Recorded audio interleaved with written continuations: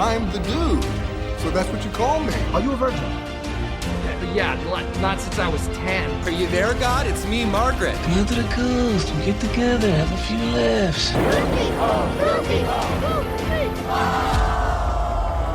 Gentlemen, you can't fight in here. This is the war room. Can I return it if it doesn't fit? It always fits. Eventually. Welcome back to Movie Mingle. I'm Caveman. And I'm Maggie. And today we're doing a bonus episode for Pride. Yay! Happy Pride, everyone. And that is To Wong Foo, Thanks for Everything, Julie Newmar. The 90s drag cult classic film. Definitely a cult classic. Yes. What a genuine... I love this movie so damn much. And I'm really, really happy and excited that we get to talk about it. This is one of those hidden gems that a lot of people in my circle, at least, aren't familiar with. And when I bring it up, they're just like, I'm sorry, what? Yeah, I feel like people kind of vaguely remember it. Growing up, this was a movie that I happened to see a lot of because I loved it for its sort of quirky comedy stylings. I don't think I saw it in the movie theater. It came out in 1995. I would have been in 5th, 6th grade.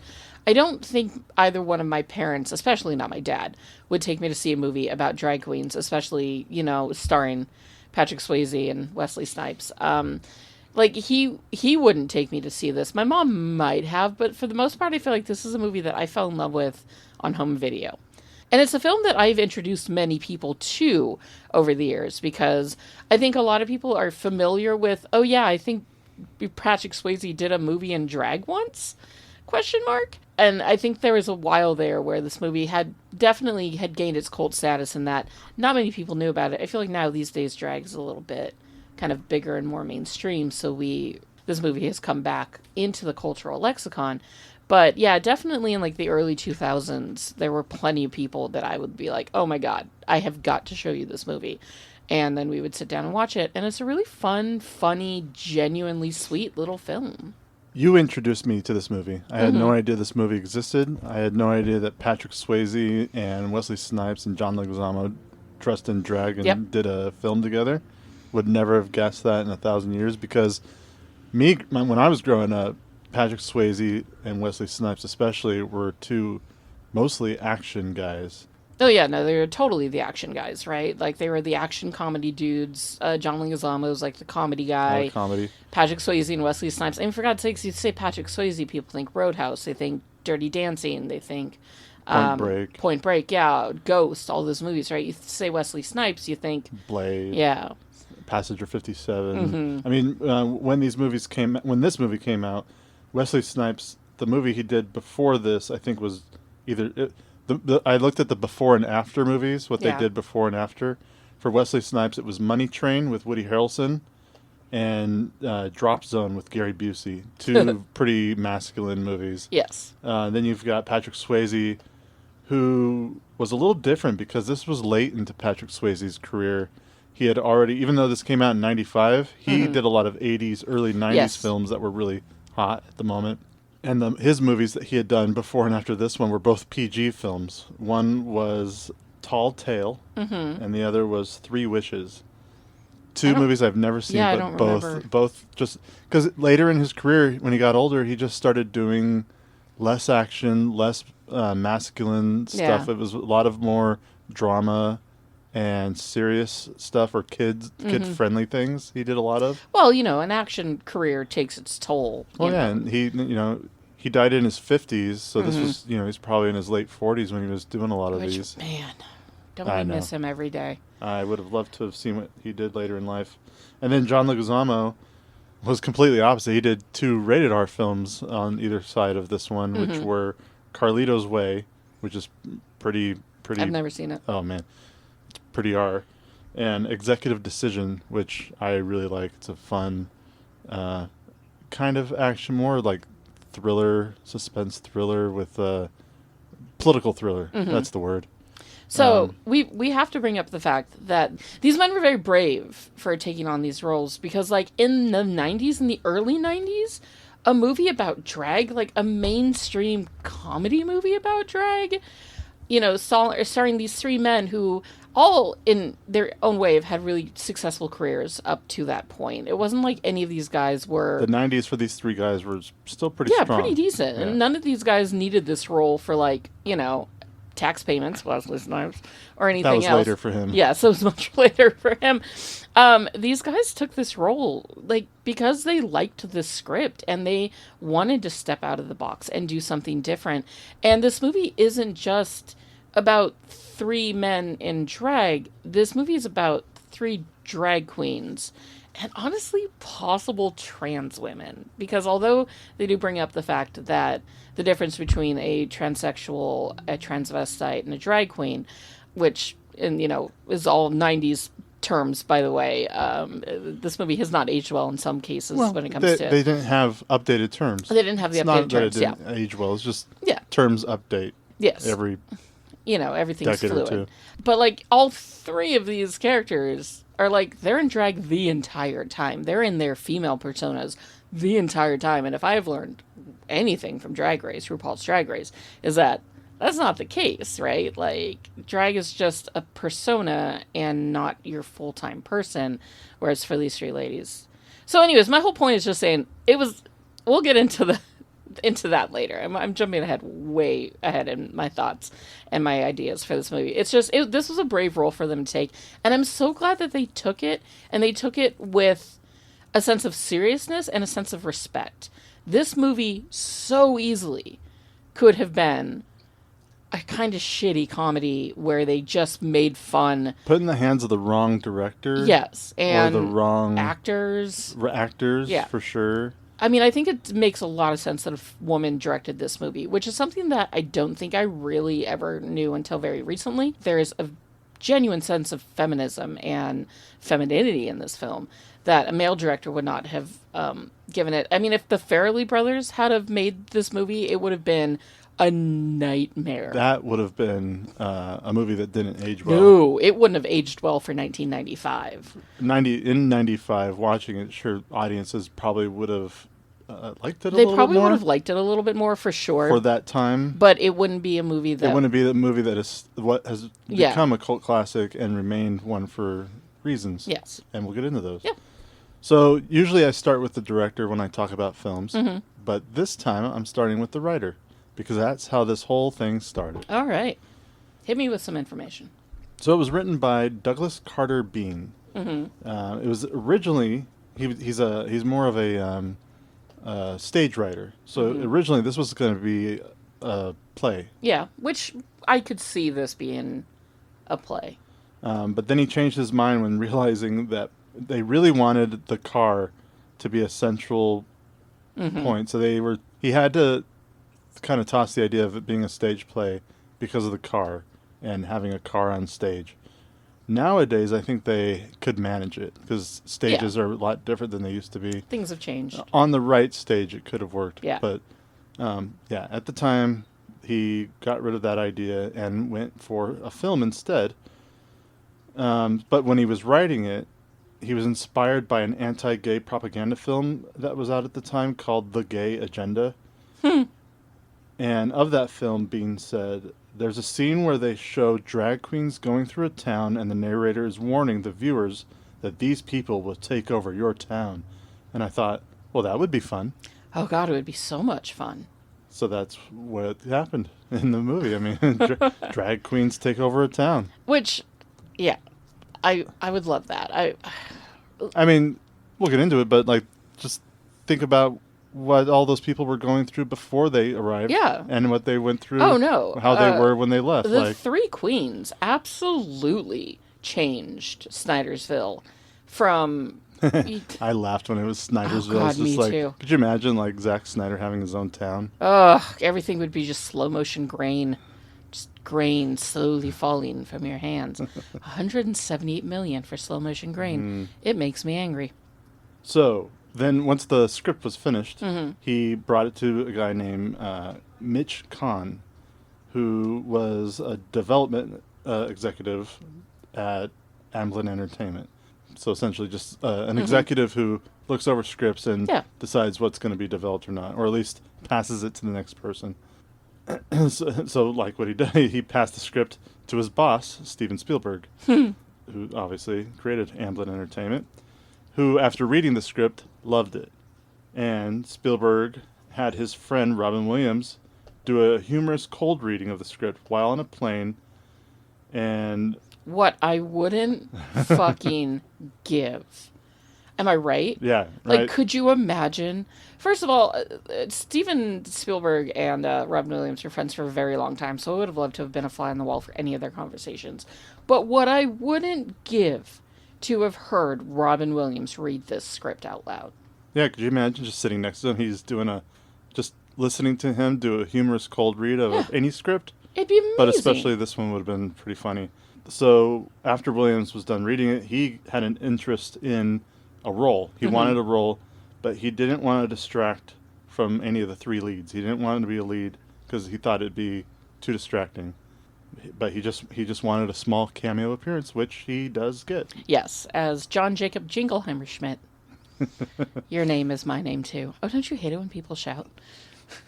The director, Beeben Kidron, she begged Steven Spielberg for her to be able to direct this film. Yeah, she wanted it badly. She wanted it badly, and I think this film definitely, like we said a second ago, yeah, it was the right decision. It was. This film needed a female touch. Oh yeah, the female perspective of just what it's like to be a woman. I mean, that's what this whole movie's about. Yeah, and like, especially the point of view of the townspeople. And I mean, you know, we'll get into my thoughts on this a little bit later, but this movie is still so relevant in how women are treated, how queer people are treated, how drag queens are treated. Like, you know, so many of the themes in this movie are still so relevant today because there's still issues that marginalized people have to deal with. That, like, for the fact that this movie came out, you know, almost 30 years ago, it's crazy ahead of its time. It's crazy ahead of its time. This might also be the director's biggest movie. She hasn't worked on a lot of things. She did do Bridget Jones' The Edge of Reason, which I don't remember if that was part 2 or part 3. That was part 2. That was part 2. And a British TV series called Oranges Are Not the Only Fruit, which is also a story about LGBTQ people and their stories. And I did a quick glance over everything.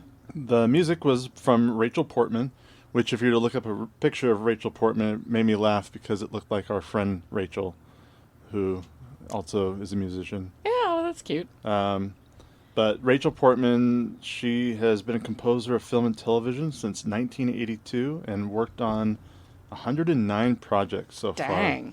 She busy. That's quite a career. Not only does she compose music, but she's a musician and performer herself and has made some soundtracks for movies like End Credits and stuff like that. And she was a composer on Gwyneth Paltrow's Emma and also The Legend of Bagger Vance, and she did the music for Chocolat. Oh, the Chocolat music's actually really lovely. Yeah, the music in this is really fun too. It's very like it's definitely small 90s, town but yeah, 90s. Yeah, sure. It's really cute and like upbeat. And then the cinematography was from Steve Mason. He did the only thing I recognized was 1992's Strictly Ballroom. Which great film. Strictly Ballroom being the beginning of the unofficial trilogy by Baz Luhrmann that also had Moulin Rouge and Romeo and Juliet in it as well. They're all his like 3 great love stories. And what's the trilogy called? Off the top of my head, I don't remember. Isn't it called the Red Curtain trilogy or the Red? Oh, God damn it, you're right. It is the Red Curtain trilogy. I thought it had something to do with the French word. I think Strictly Ballroom. I think the fact that it's all kind of like stage stuff. I think it is called like way. unofficially called like the Red Curtain trilogy or something yeah. like that. But all 3 of those movies are movies that I dearly love. Strictly Ballroom is hysterical. Romeo and Juliet is my favorite Shakespearean, well, second favorite Shakespearean. Like a modern take on a Shakespearean play. Ever. I mean, it's my second favorite Shakespearean story told. Period. Ever. No matter how it's told. No, that particular film. Oh, okay. It goes David Tennant and Catherine Tate's Much Ado About Nothing, Right. and then Baz Luhrmann's Romeo and Juliet, and then Kenneth Branagh's Hamlet. Like, those are the three best If Shakespearean stories ever told in the way that they are told. in the way they're told in Yeah. those films. But Yes. do you have a different order if it's just them doing a straight play version of these where it's just straight up like how Shakespeare would have done it? Well, It could be the same. that's tough, but probably about the same, because I really do love... Much Ado About Nothing is a great play. Romeo and Juliet, I love it. I've always loved it. I will always love it. I think it's a great story. And Hamlet's pretty fucking rad, too. So, yeah, I would say those are probably also my top 3 favorite Shakespearean plays. But, To Wong Foo, unfortunately. But, cult classics become cult classics for a reason. To Wong Foo was rotten on Rotten Tomatoes with Not shocked by that. 48%. From only 46 critics. But Yeah. to be fair, too fair. a lot of movies that were made before Rotten Tomatoes came along don't get as many critics on their Yes. site compared to going back and reading actual or looking at how critics rated it in 1995. Mm-hmm. So it's about people actually going on to Rotten Tomatoes to critique it instead of like them looking at all the old reviews. Yeah, older movies, I always suggest just look at the audience score. Yeah. It's usually more to what people perceive as it is today, especially cult classics, which is why it has a 72% from over 50,000 audiences. Yeah, that makes sense. Not too bad. It was made for $30 million, and it made 48. Well, good. Made its budget back. Budget, sure. Yeah. I don't know how much advertising they did on a movie like this in the 90s. I vaguely but remember, I remember them trying to push it by being like, hey, look at these 3 men in drag. How silly and funny is that? Go see this movie. But I'm sure it didn't last long. Obviously, this movie was enough of a hit that it made back its budget. But whether or not it's considered like a commercial success, I don't know. It was nominated for 2 Golden Globes for Best Actor, Patrick Swayze, and Best Supporting Actor, John Leguizamo. All right. And it was also nominated for a GLAAD Award for Outstanding Film. Oh. But it didn't win any of those things. Yeah. And then, of course, if you didn't know, this movie stars Patrick Swayze, Wesley Snipes, who I think Wesley Snipes got top billing for. Yes. I think when the credits roll, I think Wesley Snipes. Yeah, on the DVD case, it's listed Wesley Snipes, Patrick Swayze, and John Leguizamo, which I could see that they kind of went in alphabetical order for Wesley Snipes and Patrick Swayze, right? Because they're the two bigger names. I think at the time, in 1995, I think Wesley Snipes, No, I can see why in 95 they billed him first. And who knows, he could have Which had in his is- contract or he negotiated top billing. Whoever knows how it ends up the way it is. And it is kind of funny because, this story doesn't necessarily... It's a proper ensemble. And that, while the story does kind of focus most around Miss Vida Boheme, played by Patrick Swayze, it's not like Noxeema Jackson, played by Wesley Snipes, has, nothing to do. Oh, no. Noxeema's out there changing lives, This making is one of things my better. favorite Wesley Snipes This movies. is my favorite Wesley Snipes movie, He does his acting in this movie. He is so good. He's so good in He's this. so believable as a queer man, as a drag queen. He's funny. He's heartfelt. Wesley Snipes has he's the funny. funniest parts of this film. Chi-Chi is kind of supposed to be the comic relief, played by John Leguizamo. I get a little tired of Chi-Chi after a while. Yeah, Chi-Chi's a little... Because she's a drag princess, right? She's still learning. Sure. She's a little stupid, and she's very... not only block-headed, but also very selfish. Selfish. Part of this movie is her figuring out how to how to become a drag queen, right? The lessons that are taught to her by Noxeema and Vida. They're trying to teach Chi-Chi to be a better person. So we do have to see kind of Chi-Chi at her worst and then work through that to become her best. So yes, she can be a bit bothersome in this film, but Noxeema steals the movie. It is such a throwaway gag, but I find it so fucking funny when they find a hotel somewhere in the middle of the country and they're really worried about going in to check in because for them, as New York drag queens, they really expect that everybody in Middle America is going to be able to clock that they're men. And why they don't travel out of drag is beyond me. The movie.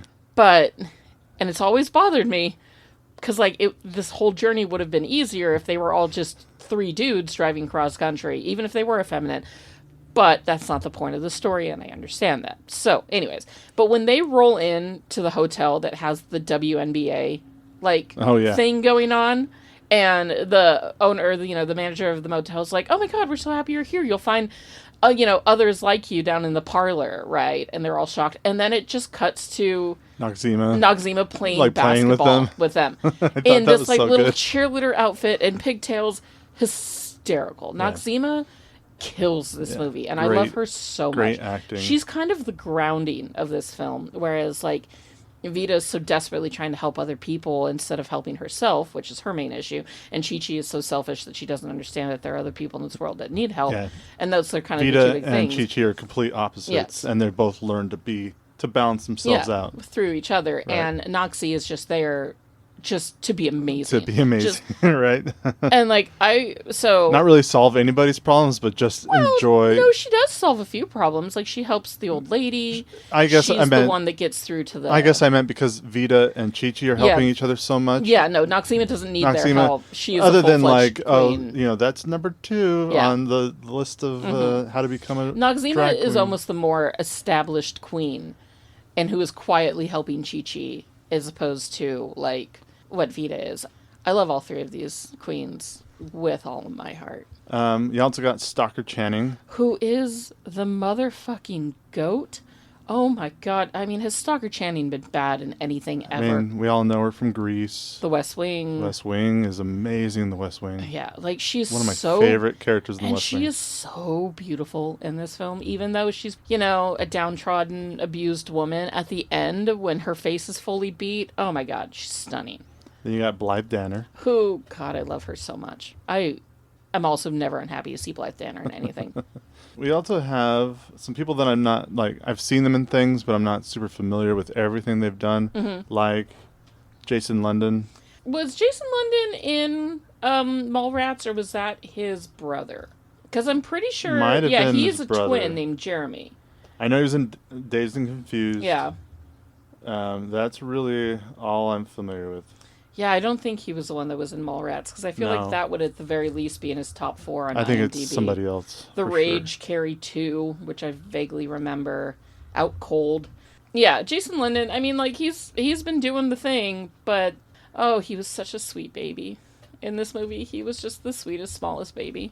You got Chris Penn. Who... Sean Penn's brother. Yes.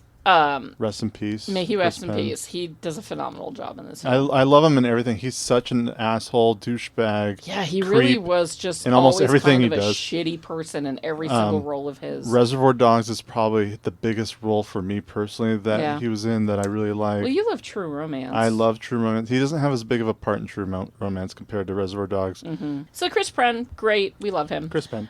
You got Melinda Dillon playing Myrna. Mm-hmm. Beth Grant as Loretta, Beth Grant is the person that we've seen before. The only movie that I'm familiar with that has Beth Grant in it was Speed. Yes. She's the woman who gets killed on the bus from the bomb. She's the only person who dies from the bus bomb. She is also in Donnie Darko and No Country for Old Men. Man. Was she the mom from Donnie Darko? She might have been. Her name's Kitty Farmer. Oof, maybe.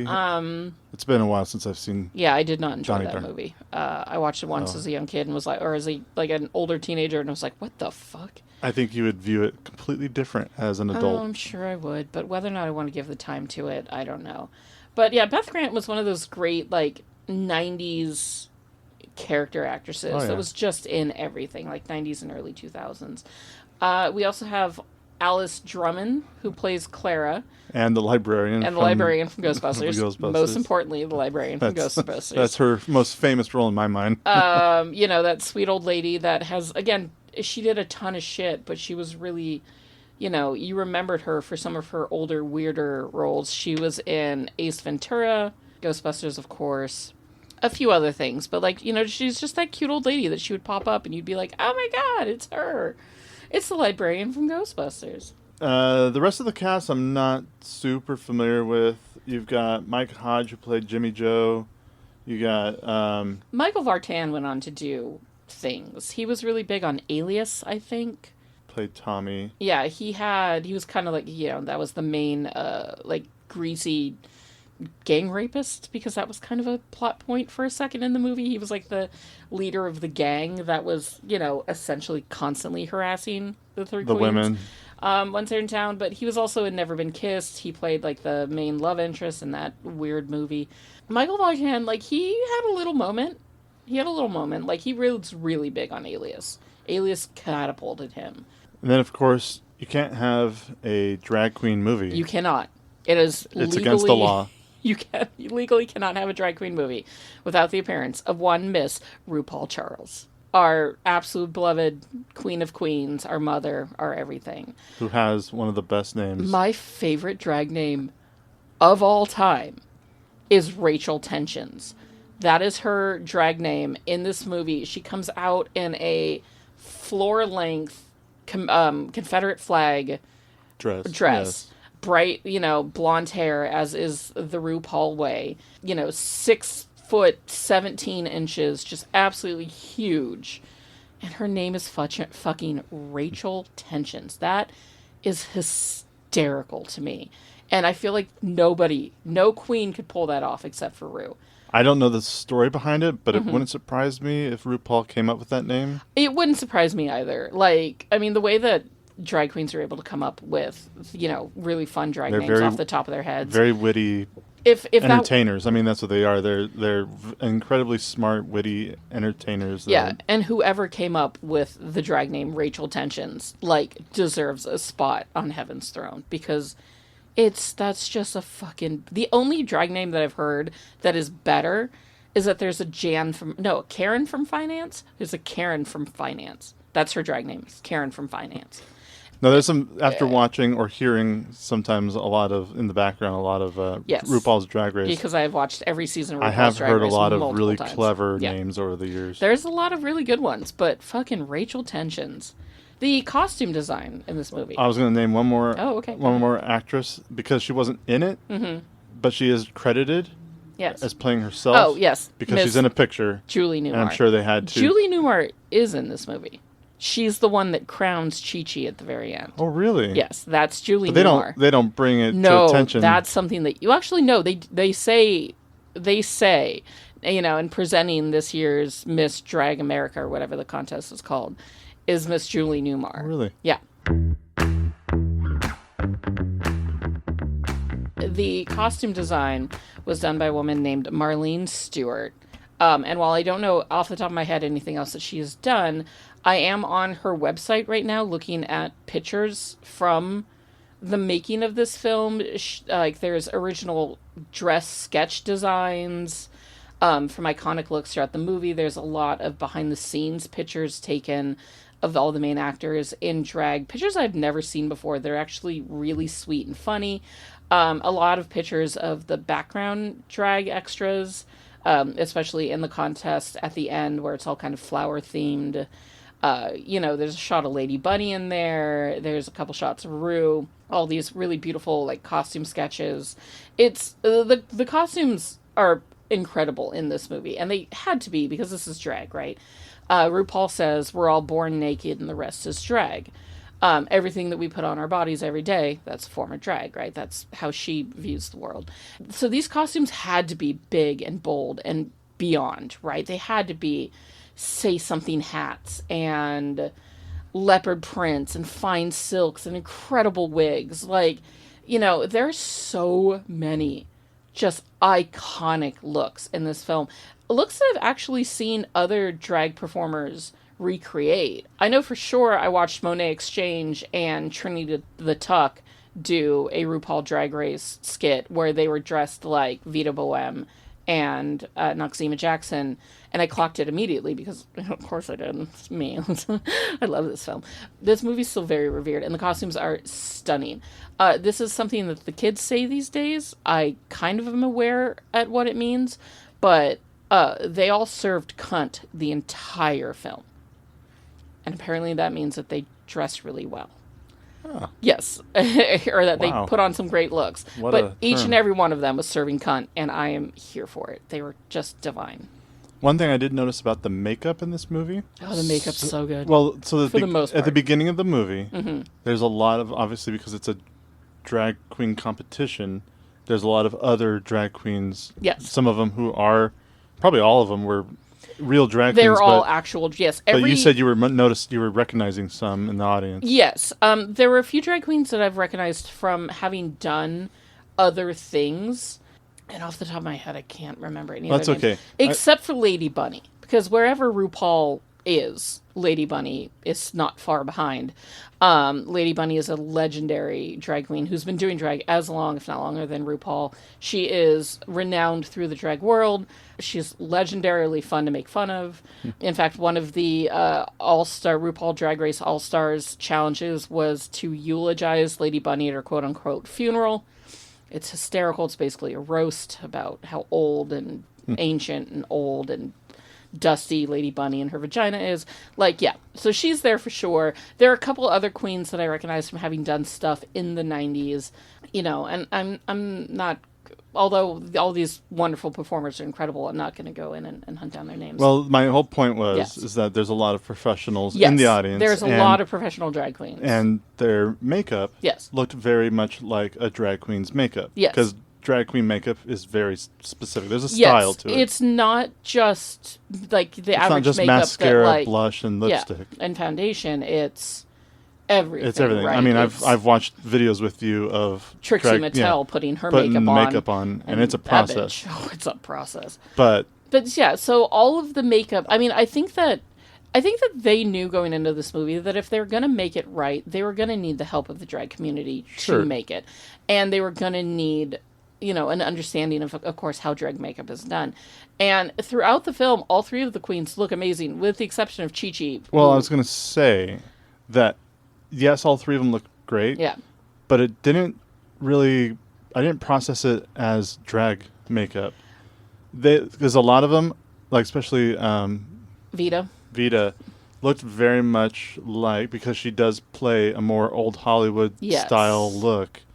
Her makeup looked a little more old style Hollywood. Yeah. And even Wesley Snipes was very much like blush, lipstick, mascara, They weren't- eyelashes. I mean, I think that they made a choice to not make these queens be just super over the dragged. top drag. So like queen. your Trixie Mattels, your Kimchis, you know, your Bianca Del Rios. They wanted them to be more feminine, because I guess a lot of this film is about them passing, right, in everyday life. So they're wearing more kind of subtle makeup. They're still wearing a lot of makeup, but it is more subtle. I can also see that because they are three leading men, known leading men in a film who, I think part of this $30 million budget for 95 is a lot of money. Yeah. A lot of that, I'm sure, went towards their paycheck. It wouldn't surprise me if they're like, we can't put too much makeup on these guys because we still want them to look like Patrick Swayze. Yeah, And I Wesley can Snipes. see that too. I mean, Patrick Swayze makes such a beautiful woman. Oh yeah, no, I think they all. Yeah, Wesley Snipes, all of them are. The only thing so with Wesley beautiful. Snipes is that his biceps were so Oh, no, massive.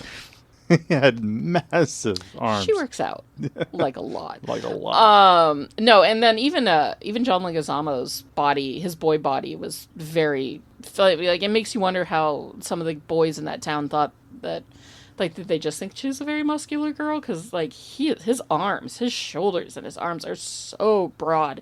And it's almost like they put him in a lot of outfits that accentuate the size of those instead of, like, hiding them.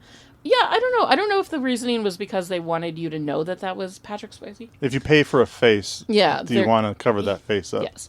But also, like, in 95, too, from what I know of drag history, and I do know a fair amount. I've read a couple books. I've seen some documentaries. I've watched Paris is Burning. As a queer woman, which I proudly identify as, I have done research into the history of, you know, queerness and drag, because I find drag is such an incredible artistic, you know, talent. there were some like glam drag queens back then, and you even see it in the movie, right? There's some queens that have got like huge eyebrows drawn on and, you know, just over exaggerated draggy looks. I get why they didn't go for that in the script because of what the script is, you know, these three queens driving to the middle of the country and getting stuck and having to pass for women and change lives, right? And I also, you know, I also understand what you're saying, that like they didn't want Patrick Swayze to look like Trixie Mattel. I get that. If this movie was remade today, I would hope that one of those queens would have exaggerated makeup or have a beard or something. Well, and we were talking about... You know, they're drag queens with facial hair. They're drag queens, you know, they're drag kings. There's all sorts of drag these days. Back then, maybe it was a little bit more subtle. But then, of course, they're driving across country in drag the entire time. Right. They want to pass as women. Right. We also had talked about if they remade this movie today, they would probably and should probably use actual drag queens to play the three They would have roles. Either actual drag queens or at least actual gay men. And yeah, this movie would be populated with the alumni cast of Drag Race. Like, you bet your ass fucking Katya would be there, and Alaska would literally murder somebody to get a role, and so on and so forth. They've remade at least 3 Patrick Swayze movies that I'm familiar with, at least. Point Break, Roadhouse, and Red Dawn. Mm-hmm. I don't know if they haven't remade Dirty Dancing yet, even though they've done sequels. They've done sequels, but they haven't remade the original. I don't think they're going to remake the original, but that's probably for the best. But yeah, if they remade this film, I would be first in line to see it, absolutely, because it would just be dragtastic. But I don't know if they need to, because again, this movie is so... Like, all of the themes of this film are still themes that we're dealing with today. What it's like to be essentially trans. Because although none of these women identify as transsexual in this film at this time, like, you and I both know that Vita's coming out one day as trans and living her full Miss Vita Bohème fantasy. Like, that is a trans woman on screen right there, for sure. You know, so what it's like to be essentially a trans woman with a family that doesn't accept her, what it's like to be a little Latin boy in a dress who's trying to learn, right? The violence against women, the assaults against women, the way that Sheriff Dullard is talking about, like, how he's describing drag queens as freaks and criminals that are going to come for your children is, like, right out of the 2024 Republican handbook. Like, that fucking cop, Sheriff Dullard, 100% becomes the governor of Arkansas, who's out there trying to ban just gay people in general right now. Like, this movie is still so relevant for all of the struggles that, you know, the LGBTQ community are still going through, which is insane because, like, it was made in the early 90s, like the mid 90s. It's nuts that we're still fighting these same fights and that it's as relevant. So to bring up Robin Williams again, I completely forgot he was in this movie when we rewatched it. I kind of always forget that he's in this movie because it is such a short. It's a short cameo, but as soon as he popped up, as soon as he popped up, I was just like, "Oh my god, that's right, he's in this," and then it made me want to watch Birdcage. The Birdcage is a great movie about drag queens, and we might have to do the Birdcage as a future. Maybe not. Maybe next Pride we'll do the Birdcage. I have not been able to watch the Birdcage since Robin Williams died. The last time I tried to watch that movie was the night he died, and it just hurt too much, and I turned it off. I think I've only seen one Robin Williams movie since he died. Yeah, it's been hard to watch Robin Williams movies since he passed because his death was so shocking. And from out of left field, and especially the manner of his passing was so devastating. And it just hurts, right? It hurt. That. He was a huge part of my childhood. He was a huge part of my childhood. My young family, adulthood. Our lives. Like Robin Williams was always there, and then suddenly he wasn't, and it hurts. We have watched quite a few Robin Williams movies since, because there was a weekend we sat down and watched all the Night at the Museum films. You've watched Aladdin 1,000 times. Even though his voice is there, but it's not his face. But it's still him. I mean, know the it is. genie is Aladdin. I can put it on my mind. No, there's a few times where I'm like, I want to watch Hook, but I'm like, no, that'll make me sad. Yeah, it does. It's hard to watch movies with him, which I guess it sort of defeats the purpose of his life, because his life was so jovial and grand. There'll be a time where I get back into him, because there's so many Mrs. Doubtfire. I'm not a fan of Mrs. Doubtfire. God, Like, whatever. look, even as a kid, I was like, what this guy's doing is fucked up. Why is he doing all of this? 'Cause he wants to be closer to his kids. yeah, He well- loves his kids so much. Yeah, there are better ways to go about it, buddy. Well, The whole time? the whole script- time. The whole time you would. The whole time. You know, my family loved, like, I didn't grow up in I guess I did kind of grow up in a conservative family, like, in their own way. We weren't church going, but, you know, there's definitely some conservative thought processes there, and there still are. I was raised around a fair amount of belittling of the gays, but at the same time, like, my parents kind of had an affinity for the gays, too, because, like, you know, my dad had queer friends that he worked for that he loved, and, you know, he loved The Birdcage. That was a movie that we would watch constantly growing up, and it would always leave him in absolute fits and giggles. But then, you know, he'd also use the hard F word and belittle him, so it's hard to say. But there was, you know, The Birdcage was a movie that we watched a lot growing up, and I can't think of Bob Dole's name without thinking, Bob Dole is gorgeous. Fucking, God, The Birdcage is a great film, so it was really wonderful seeing him pop up in Wong Foo. The plot begins when Noxeema Jackson and Miss Vida Bohème win, or they tie at a drag competition in New York. Their prize is a cross-country flight, essentially, to Los Angeles to compete in the Miss Drag Queen of America pageant. It was interesting for me, knowing what I know about drag these days, to see that there weren't a lot of pageant girls in this particular pageant, because there are different types of drag, and pageant drag is a lot more like glam and big hair and big dresses and big jewelry versus like, you know, like artistic drag or comedy drag, or, you know, there's different types. The whole point of this film is that they're going to go to LA to compete in this competition. But because Miss Vida Bohème is a bit of a pushover and a softie, she's got a big soft heart, they find Chi-Chi Rodriguez crying on the stairs because she wanted to win, even though she's a baby drag queen. She's a baby drag princess. And so they decide to take her cross-country to teach her how to become not just a drag princess, but a drag queen. This starts in New York, right? It starts in New York, yes. New York to LA. Yes. They get a car, you know, this old boat of a Cadillac, something that even the dealership is like, this car will not get you to California. It's a death trap. But because it's got the look, and these queens are all about the look. Convertible. Yeah, they choose it, and it's a very fun montage across the country. I love when they're dancing and the people in the train are like dancing along with them. You know, they pass by Vita's house, and there's a moment where Vita's mother comes outside, recognizes her son that is no longer her son, and kind of like panics and disappears, right? Again, there's so many moments of this movie that I kind of feel are like, it's a comedy, so they're kind of played towards comedy, but they're actually quite serious, and that's one of them, right? Here's this mother that does not accept her child because of who her child identifies as, and that is still an issue people are dealing with today. And sort of the heartbreak that you see in Vida when that happens lets you know why she's pushing so hard to fix everybody else. She is a broken woman, and she is desperate to... She can't change herself, so she desperately tries to change other people. So that scene is very important. It's a very short scene, but it's a very important scene.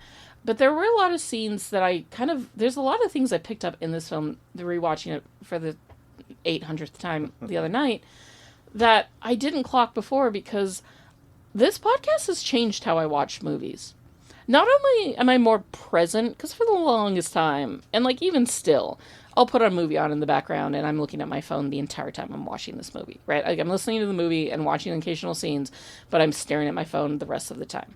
And I'm not guilty. You shake your head at me, sir, but you're guilty of this too, right? There's certain Mainly movies that I've seen. Yeah, 1,000 times. But I've seen Wong Foo 1,000 times. Yeah, I know. And so putting my phone away and actually sitting and being vigilant and looking at the cinematography and looking at the costume design, looking at, you know, the themes of the film and following the little scenes versus the big ones. I don't know, like, I'm going to bring this up during Inception too, but this movie has changed this podcast has changed how I watch movies, and I'm glad for it, because for a lot of these films, it's like I'm seeing them again for the first time, right? It's sitting down and watching a movie you've watched so many times you can quote it, but actually watching it again.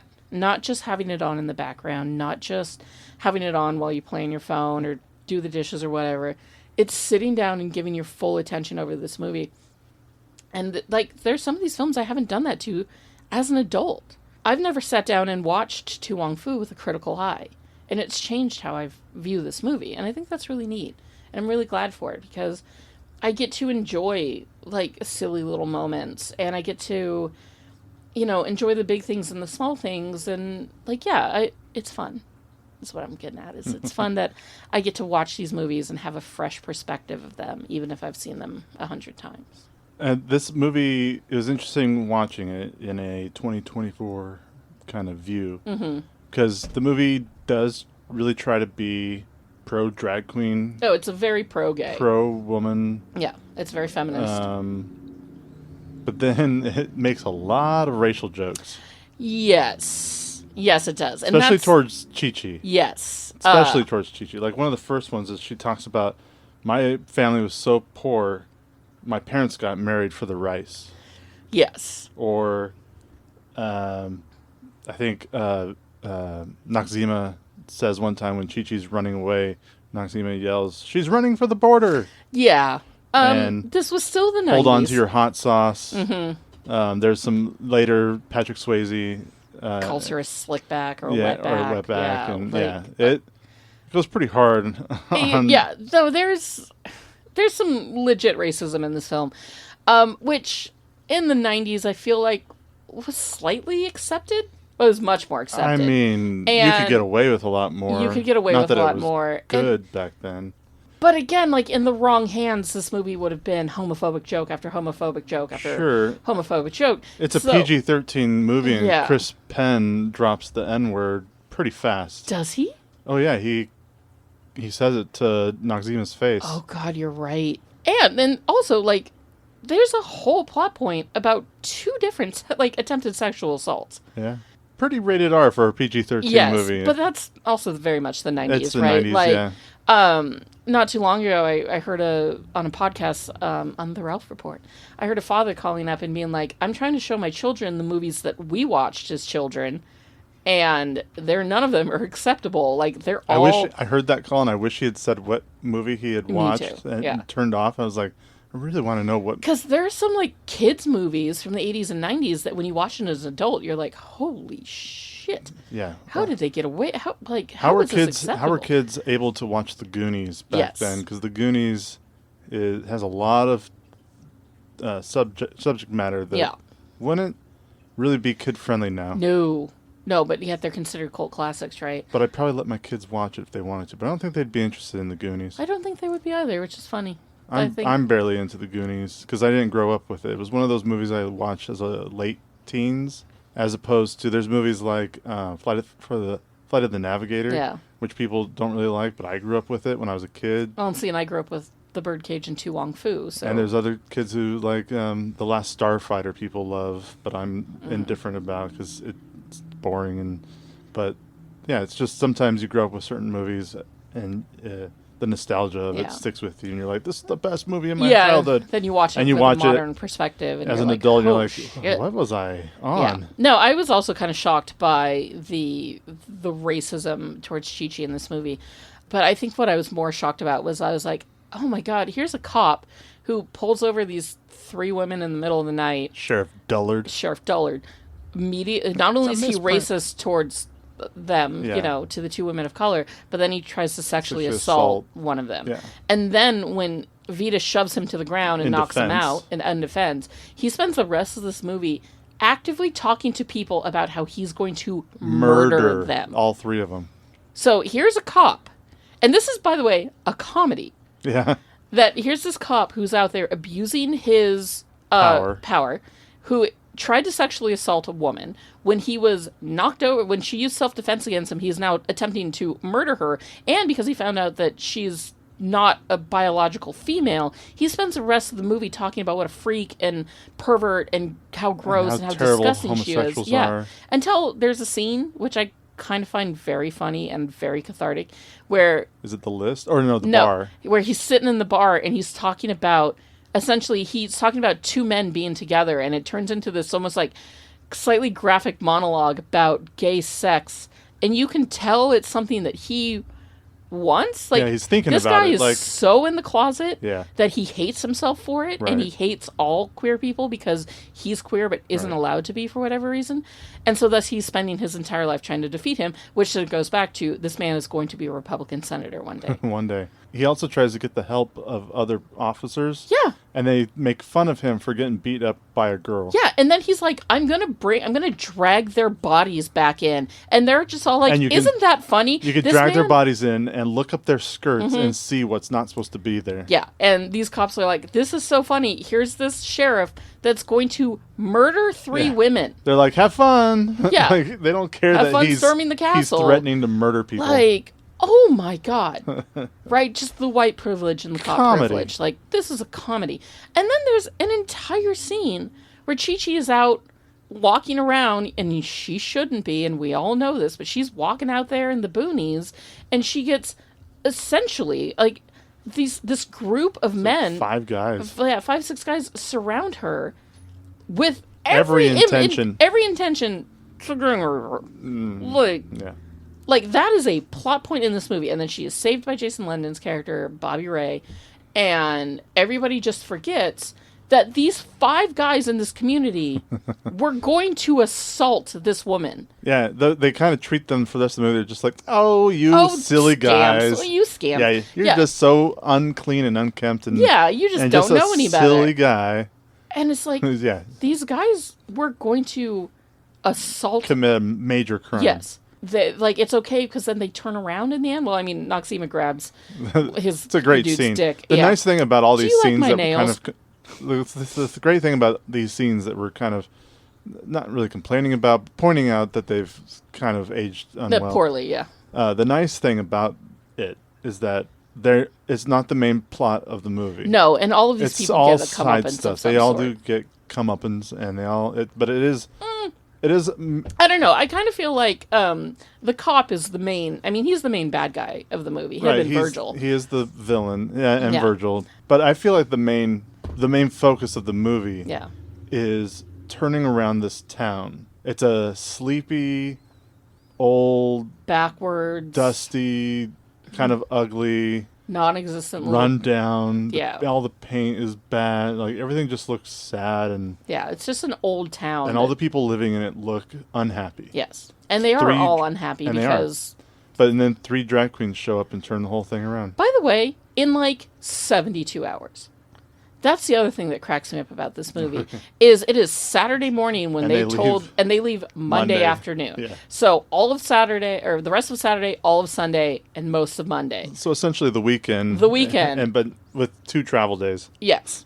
And that is what like they changed this whole town quite literally overnight. Like, do you much. think that by Wednesday the people in the town were sitting around looking at each other just being like, what the fuck just happened? Are we keeping all this the way it is? Yeah, You wanna like, go back? No, this is Am cool. I wearing this outfit? Like, what's going on? What happened to Virgil? I don't understand. Where did he go? Like, Marianne, where did he go? Like, or Carol Ann, I think is her character's name. Yeah, Caroline. And they're freaking out about, oh my God, 3 days? Are you kidding me? And it's like, oh girl, that's like, it's not even 72 hours. Like, you're sleeping for a major part of this. Like, come on. You know, everybody in town is kind of living a sad life. Blythe Danner is a bit of the gossip, so she tells us everything, you know. One of them is an alcoholic. The other one hasn't had sex with her husband in 20-something years. Blythe Danner herself, her character, Beatrice, is deeply in love with Jimmy Joe, the African-American man that runs her little cafe, but she can't admit it, I'm assuming because he's black. Like, he says at one point towards the end, I've been waiting like 22 years to ask you to dance. I took it is as just because I took it as they were just too shy to talk to each other, and for 22 years? I doubt it's. I always thought it because was a of- race thing. I genuinely But always what thought turned it around? seeing the openness of the drag queens. See, and I think that was just everybody, like even the guy with the stutter. Yeah. He's just The given one gay guy in town. Like, given let's a- be real honest. He's given a book, and by the end of Diane it, Vreeland. yes, he's Bodega. he's no longer stuttering. Yeah. He gets a new outfit. Yeah, but he's clearly the closet gays. I never took it as a race thing between Blythe Danner and Mike Hodge. I always kind of did, but then again, I was, raised in a home where I was told I wasn't allowed to date outside of my race, otherwise I'd be shot. So I absolutely adore Noxima's relationship with Miss Clara, the little old mute who used to run the movie house, the movie theater in town, but it closed up, and now she's just living a quiet life surrounded by all of her Hollywood memorabilia. And Noxima is such a fan of old Hollywood. I mean, Noxima and Vita are both such huge fans of old Hollywood. Although Noxima seems to be more of like a 50s, like a 60s and 70s, like her outfits are more 60s, 70s old Hollywood, whereas Vita's are very much 20s, like 30s. 30s, yeah. Noxima talks to this woman, even though this woman's not talking back. Noxima discovers that she has a passion about old movies, so she sits next to her and she starts talking to her about old movies. And she even at one point pats her hand. And it is that moment, I think it's a moment of human interaction that Clara probably has not had for so long, that brings her out of her sort of mute spell, right? Just her choice to have not talked to anybody. And so then they start talking, and it's such a funny scene when Clara starts talking and Noxima is like, wait a minute, what? Like, it's so funny. It's so, like, fucking Wesley Snipes steals this whole film. And Noxima changes this woman's life just by being nice to her. And that's kind of the other thing about this town, is it's so small and it is so sad. And it definitely seems like, I'm not to say that Virgil's, the abusive piece of shit mechanic who also runs like a hotel, I guess, or some sort of like wayward inn. But, I don't know if everybody's afraid of him and that's why the town is so sad or what. But, like watching these queens change these lives is a really beautiful thing. Honestly, if you like this film and you haven't watched We Are Here, I highly recommend it. We Are Here has been a show on Max for the last few years now. It originally started with the drag queens, Bob the Drag Queen, Shangela, and Eureka, who go into small towns and put on a drag show and kind of change the lives of some of the people in the towns. It is very, like, they borrowed heavily from the idea of Wong Foo, but they actually make it, it's a practical thing that they're actually going into these smaller cities and helping young gay men who don't know how to come out, young girls with no self-esteem, older women that are trying to reinvent themselves, like really, and, they do it all through the art of drag, and it's really, really beautiful. I cry every episode. Highly recommend watching it. But yeah, it's feel good and it's wholesome, sort of seeing these people use their artistry to change lives. I really enjoyed the Wonder Woman scene where they're decorating their ugly room. A sweet little bit of magic in this movie, and that's definitely like the main scene where you're like, I swear to God, these girls are... Well, and it's funny because, and I always get them confused as far as which one does which hand motion. They might have both been each movie. So when I saw it, I feel like there was references to Bewitched and I Dream of Jeannie. Yes, there were. Because one, they cross their arms and nod their head and things happen. Yeah. And then the other one was Chi-Chi wiggles her nose. Yeah, and turns the light on. And I can't remember which. I think Bewitched wiggles her nose. Yes, and I Dream of Jeannie does. And I think it's Noxima that does the arm thing. Yeah. I thought that was funny when I was just like, hey, I recognize that. I understood that reference. One of my favorite line readings in this entire film is when they first walk into the little room that they have to stay in for the next 2 nights. 2 nights. Vita asks if there's a more habitable room, and Stalker Channing replies, "Oh, this is the presidential suite." She is so dry and so delicious in that entire movie. When Bobby Ray and Chi-Chi start kind of going out and they go on a little walk, I don't know when he did it, but I was kind of angry at what he did to that sign. That beautiful Coca-Cola classic advertisement. And he crossed out Coke and wrote Chi-Chi. Yeah, like everyone loves Coke, and then it was like crossed out. Everyone loves Chi-Chi. And I was like, oh, that was such a beautiful little...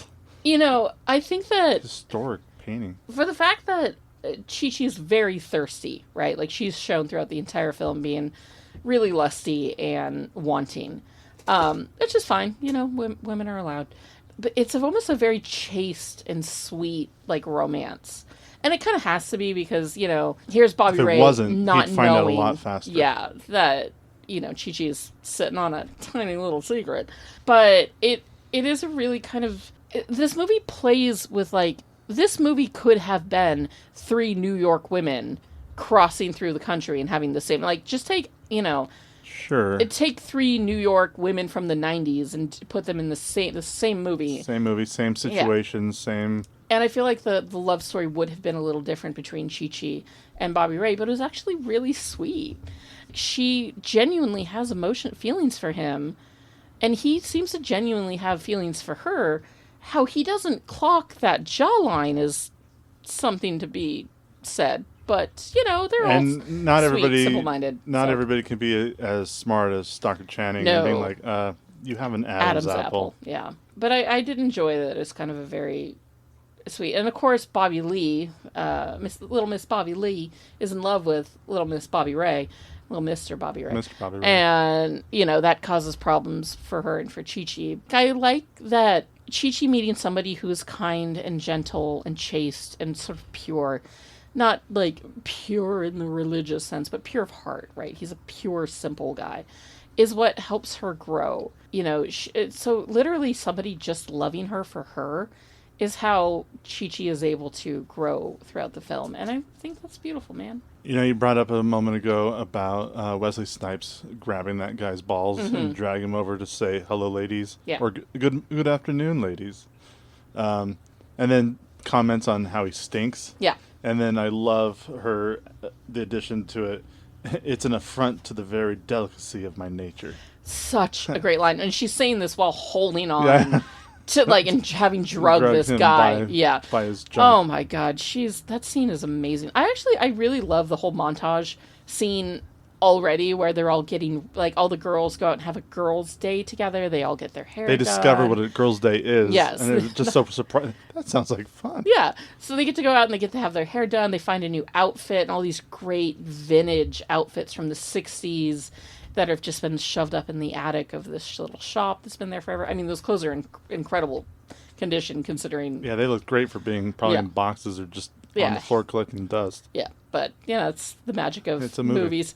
But I think that it's so beautifully... Like, the joy of that scene is so beautifully contradicted with the agony of Carol Ann not being able to be down there doing the girls' day because she's stuck inside making food for her shitty husband. And then, you know, he comes in twice, like 3 times even, and harasses her and abuses her during those scenes. I don't like spice. And, like, he's throwing soup around and, like, it's... Huge asshole. Huge asshole. Such a very realistic look at spousal abuse. And, like, none of that was played for laughs either. Although I feel like, to an extent, the gang assault on Chi-Chi was kind of played for laughs, and the sexual assault against Vita is kind of played for laughs. I don't think that the abuse at all. There's never a moment where her, you know, the fact that this woman's getting just beat to shit by her husband daily in any way, that's never played for laughs. It's played quite serious. And Vita is the only one standing up for Carol Ann. Yeah, the other two, because...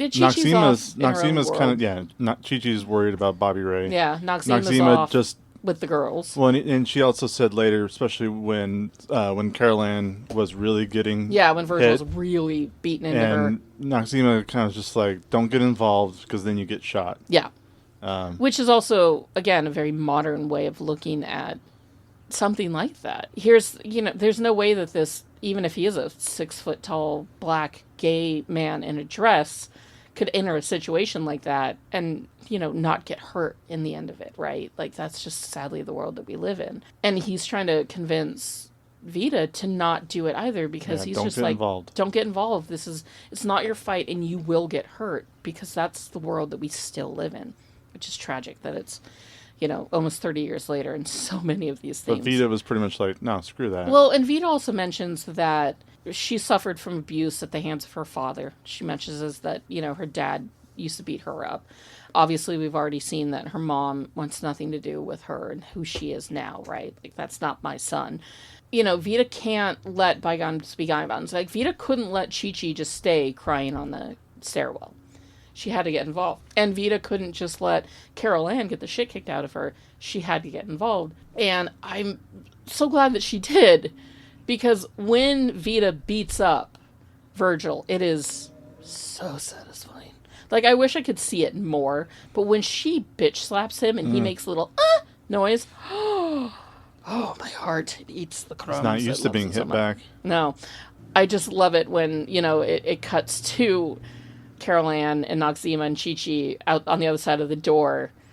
And Carol Ann's like, he's going to kill her. He's like, he's going to destroy Vita and Chi-Chi. And Noxzema are like, she works out. There's something you should know about Vita, Mommy. Well, Vita works out.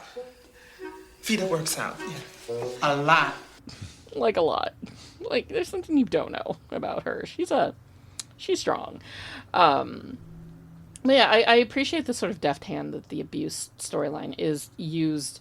And I also love that in the end, Carol Ann rediscovers her strength through Vita and is able to tell Virgil to, fuck off. You're never going to lay a hand on me or my daughters again.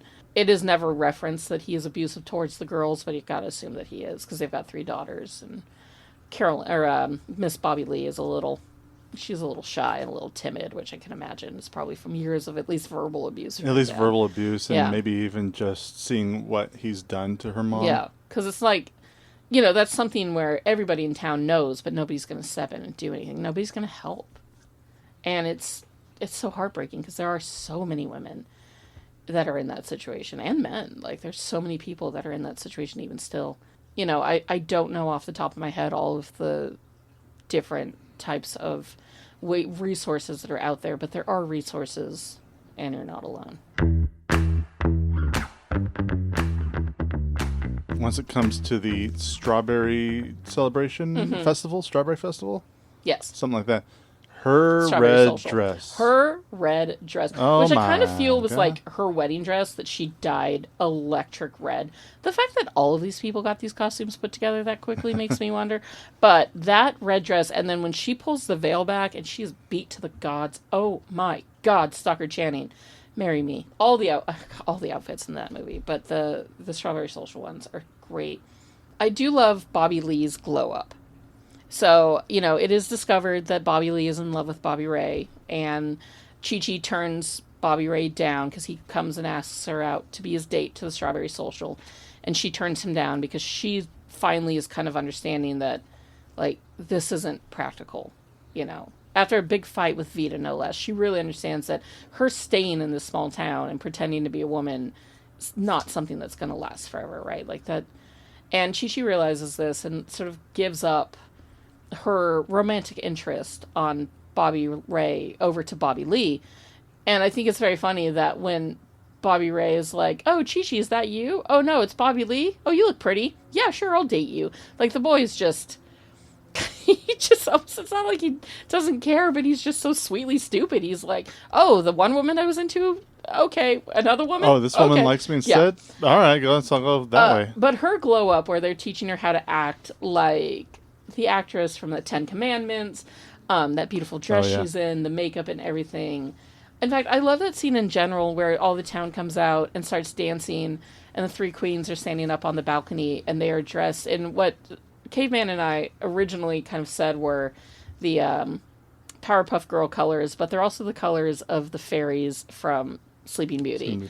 And the line is, sometimes all it takes is a fairy, which is delightful. So eventually the sheriff meets up with Virgil in a rundown bar because, of course, they're going to find each other. And the next day the sheriff kind of storms the town in a high noon-esque moment where he's out there with in the middle of a dusty western town with a bullhorn crying about the drag queens, and all the queens are terrified. And the town comes out to save them, right? Which is sweet. A whole town of drag queens comes out their door, and they're all there like, I'm a queen. I'm a queen. I'm a drag queen. Nothing this pretty could be real. But I love the look on Bobby Ray's face from finding out that Chi-Chi is a man, because it's just this moment of pure horror.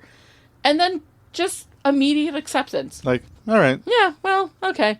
Like, the man's brain is as smooth as producer Robin's, and it's quite cute. Then, when it cuts to where the drag queens are hiding in the hotel room, it's funny because Chi-Chi's hanging onto the door.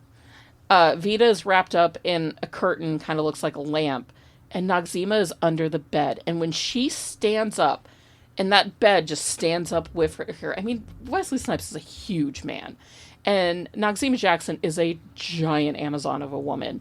And when she stands up and the whole bed comes with her, that makes me laugh every single time. All of their costumes are great. Like, just all of them. I love that bright red Miami Sound Machine exploded all over her dress that Chi-Chi is wearing. It is so beautiful. I think Noxzema looks fantastic in green. Yes. There's a lot of green that she wears, and there's a couple times where she wears two different fully green outfits, and it looks pretty My good. favorite outfit of hers is absolutely that gold fringe that she wears. Like, it's just stunning. I'd have to say that my favorite Patrick Swayze outfit was probably the one where he's like, I think tomorrow's going to be a Say Something Hat Day. Hat Day, and the whole outfit The that black he wears and the white that day. I like that one.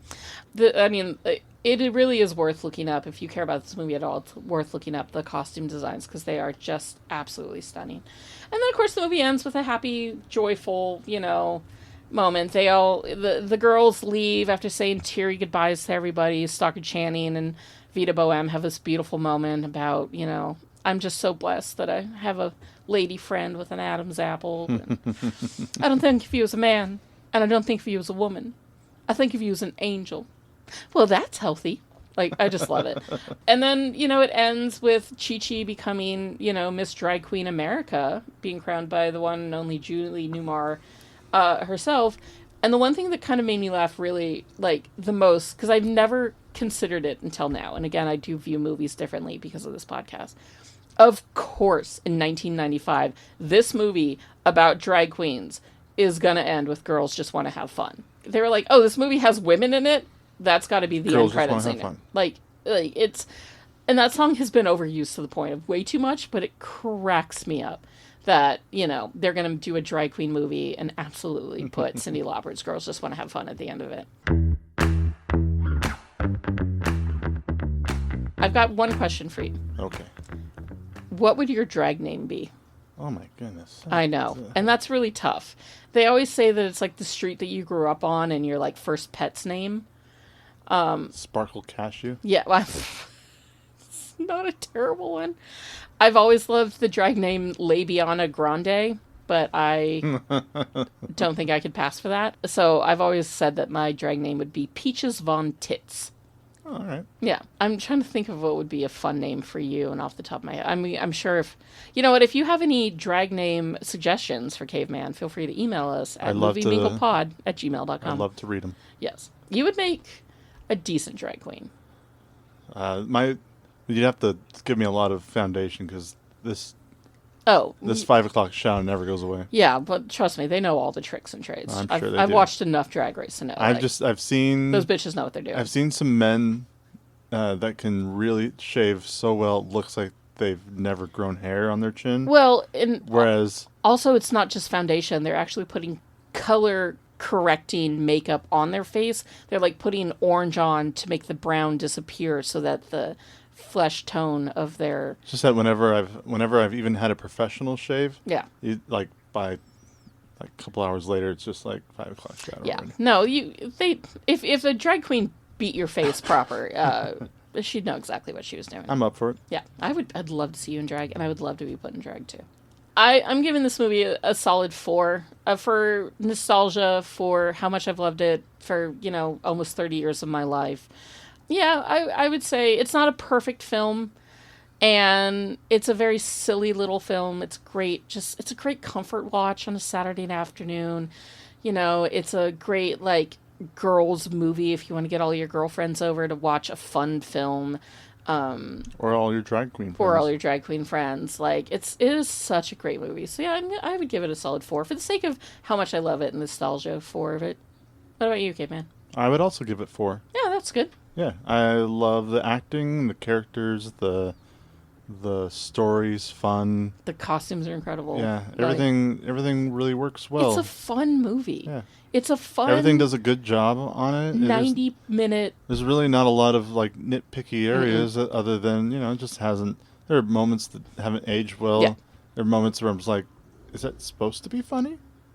Well, yeah, but we've said it before, it's kind of hard to watch older films through the 2024 lens of... And I'm not even trying to look at it through 2024. It's just... You've grown and you've learned things. I know, so now but it's just like, is sexual assault funny? No. Yeah. No. Never. Like, even in 95? No. Well, they tried. Oh, boy, did they try. So, Maggie. Yes, Caveman. I have 2 questions for you. Hit it. Somehow Palpatine returned. You already know my answer. So, would this movie have been better with Oscar Isaac in it? So, okay, if are we thinking about 1995 Oscar Isaac? It doesn't or just, matter. Okay, so just putting Oscar Isaac into this movie. He could be any age. He could be current Oscar Isaac or it 20 falls years ago back into Oscar that Isaac. category of it wouldn't make it worse. It wouldn't make it better, but it would make it worse. So yes, let's put Oscar Isaac into this movie. He would be Chi-Chi. So question number 2. He would be Chi-Chi. He'd be Chi-Chi. Like, I've put Oscar Isaac in drag. I want to see that. I really want to see him as the Chi-Chi character. And that's saying nothing on John Leguizamo, who is flawless in this movie. No, but except for Chris Foundation. Of all the characters, I couldn't see him playing Vita. No. I couldn't see him playing Noxima. No. I couldn't see him playing like the sheriff or... No. But if he could just dress up in a little skirt and just move around the way John Leguizamo did... I want that very much. And say all the things that John Leguizamo said. I want that so badly. It would be hilarious. Mm-hmm. Hilarious. That's what we're calling it. And I'm not calling it wildly sexy and now a deep fantasy of mine. I'm calling it absolutely hilarious. It would be hilarious and so sexy that it'd become a deep fantasy of mine. And this is not to say that John Leguizamo, again, does a bad job. The only bad thing that John Leguizamo does in this movie is his foundation, because it is 3 shades lighter than his neck. And, like, girl. But she's a baby drag queen, and we understand. But yeah, I would want to see Oscar Isaac in drag very much, please, and thank you. And that is this week's bonus episode of Movie Mingle on To Wong Foo, Thanks for Everything, Julie Newmar. I would like to say, as a proud queer woman, this is a podcast that is made with love and respect towards all people. We have LGBTQIA members in our family. We are them. We are allies. We, people are safe with us when it comes to sharing their queer identity with us. And I just want everybody to know that, like, if you come at us with any sort of hate about this episode, or honestly anything, but especially anything that has to do with people's sexual identities, you're going to get blocked and told to fuck right off, because I won't stand for that. I love my LGBT family members and friends. I love that I have a supportive family around me. And I'm very proud of being just a bisexual woman married to a dude. I still am who I am, and that's great, and it's beautiful. And this movie went a long way in helping me kind of understand not only who I was. I guess it didn't help me come out in any way, shape, or form, but it definitely made me realize that, like, despite what I was hearing in my family life at that time about queer people, I never took on the hate that was tried to teach to me when I was young when it came to the queer people. And I'm glad for that, because, my God, we have so much fun. I hope that, June has been a good month for all of you, and that you've all gone out and enjoyed a Pride celebration in your own way or of any sort. We love you guys, and we're here for you. So just know that you are wanted and you are deserved. You are accepted and you are loved, if by nothing else, the little family behind Movie Mingle Podcast. Please join us for our next regularly scheduled episode, which is on WALL-E, the most perfect little movie in the world about 2 robots in love. And yeah, we're just going to keep going on week to week with more fun. I believe our next bonus episode is not going to be until July. And we really look forward to dropping these little bonus nuggets on you folks. We hope you love them just as much as we love making them, because it really is a labor of love here.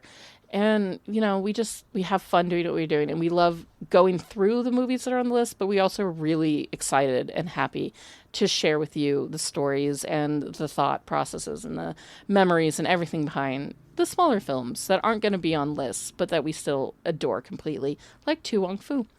You can find us on Instagram and Threads at movieminglepod. You can find us on Letterboxd at movieminglepod. You can also email us at movieminglepod@gmail.com, and you can visit our YouTube channel if you like listening to your podcasts via YouTube. We're there as Movie Mingle Podcast. Feel free to review and rate any and all episodes with 5 stars or whatever you feel like we deserve, and feel free to reach out to us because we love hearing from our fans. It's amazing that we have fans at all, but we love hearing from you guys. So feel free to reach out. It makes our day every single time it happens. And it doesn't happen enough, frankly. Until next week, I hope you go out, grab your rainbow flag, and mingle. Bye. Are you an effective team? We are an effective team.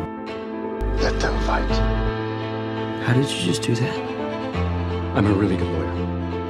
Here on Caladan, we've ruled by air power and sea power. On Arrakis, we need to cultivate desert power. Welcome, Mr. Beach. What's that bond? I'm a little confused. Well, we wouldn't want that, would we? I don't want to brag, but I will. I was in the Avengers. The Avengers? Yeah. That's great. Thank you. What is that? I'm gonna make him an offer he can't refuse. Toga, toga, toga, toga.